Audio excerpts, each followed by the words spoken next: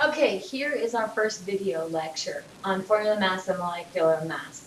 Please stop the video and read this first paragraph on instructions so that I might be able to skip that and stay under my 10 minutes, and then I'll work example problems.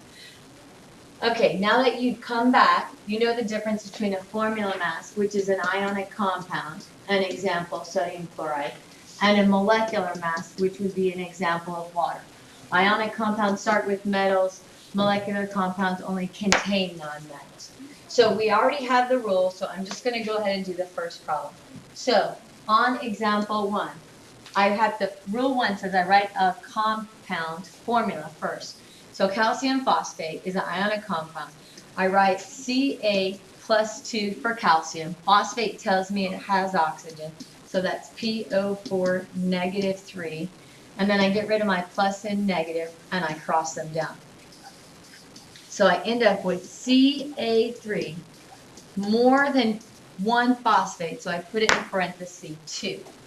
Now let's go ahead and look. That means I have 3 calciums, 2 phosphorus, and that 2 times 4 gives me 8 oxygens. Because I had 4 oxygens in the parentheses, and I have 2 of those, that means I have 8. Now I look up on the periodic table. The thing is that I want to do when it comes to the periodic table is take 3 sig figs. So let's look at the periodic table real fast. If I am looking at the periodic table, for example, 1 is my atomic number. That's equal to the number of protons. It identifies the element.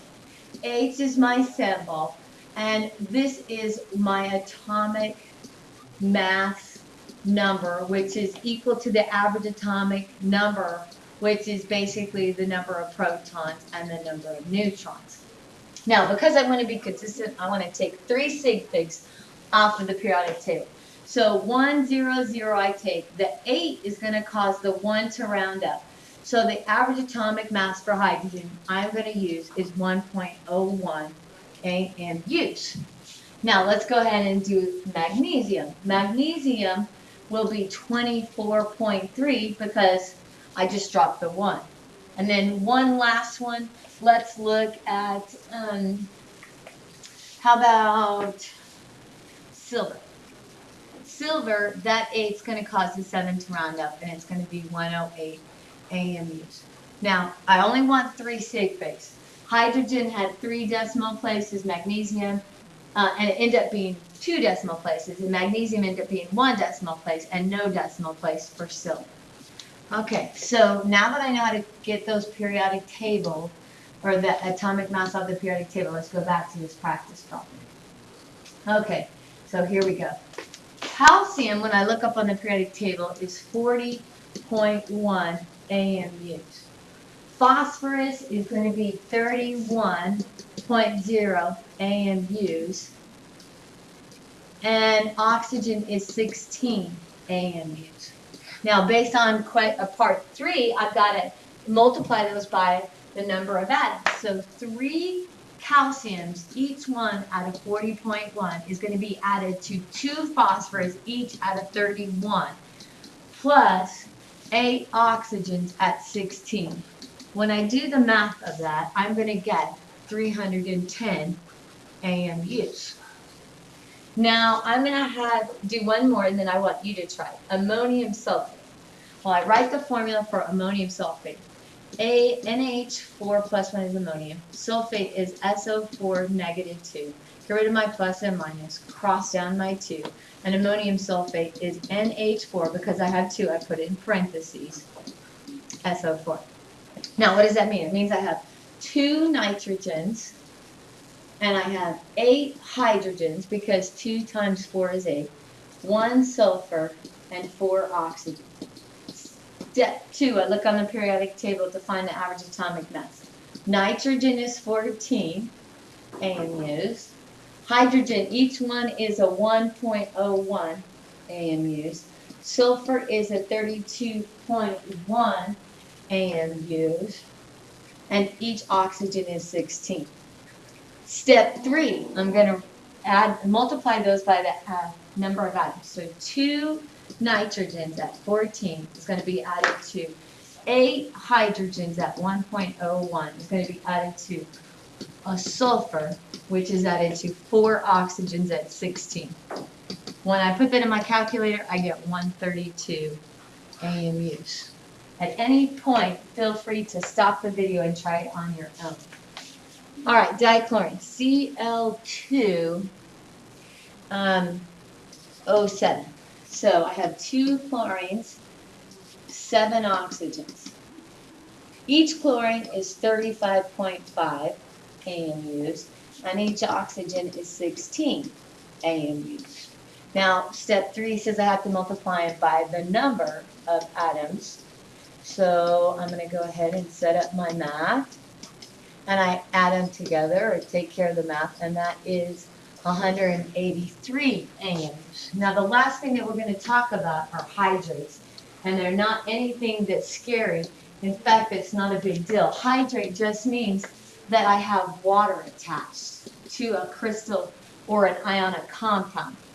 And so here's our first one, copper 2 sulfate pentahydrate. Well, how did I come up with that? I name the ionic part exactly like I would in the nomenclature. This dot between them just means for every one copper 2 sulfate, I have 5 waters attached to it. It's in the crystalline structure of an ionic compound. So how do I name that? I name the first part just like I said, and then I look on the previous, or the next page that you had printed out, and you look at your prefixes, mono, di, tri, tetra, penta, hexa, hepta, octa, nona, deca. 5's prefix is penta. So here we go, copper 2 sulfate, and now I use the prefix penta, hydrate, because hydrate means water. So the naming's not a big deal. We're going to cover a lot more of that, but what I do want you to do is to be able to calculate those. So let's look at that. There's your prefixes.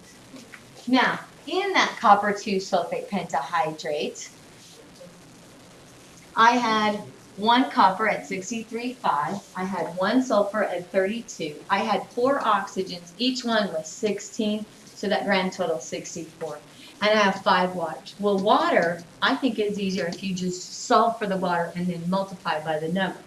So water, if there are 2 hydrogens, each at 101, and an oxygen at 16, that molar mass is 18 AMU. So what they did is they took their 5 waters times 18, and they got 90.